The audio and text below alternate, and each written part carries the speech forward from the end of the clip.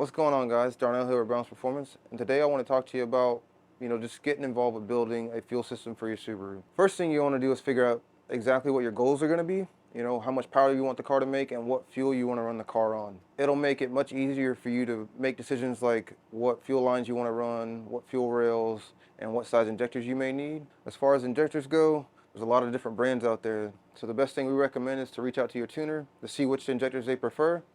We personally like to use Injector Dynamics, but your tuner may like a different brand of injector. For the lines, we typically use 6AM fuel lines up to about 600 horsepower. After that, we move to Dash 8 for anything between 6 and 800 horsepower, and after 800 horsepower on up to 1200, we'll use a Dash 10AN line. As far as return lines go, if you're making anything north of 800 horsepower, you're going to want to make your own return lines, especially if your ethanol content sensor is on the return line.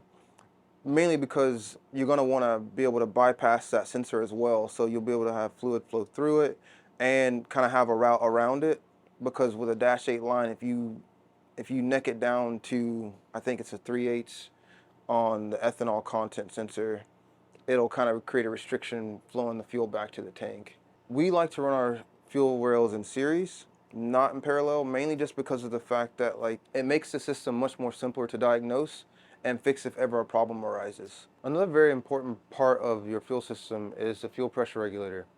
We tend to like to use Fuel Lab fuel pressure regulators. We have a lot of good success with them, along with their fuel pumps. If any of you guys have any questions about building a fuel system, please reach out to us via DM or just give us a call.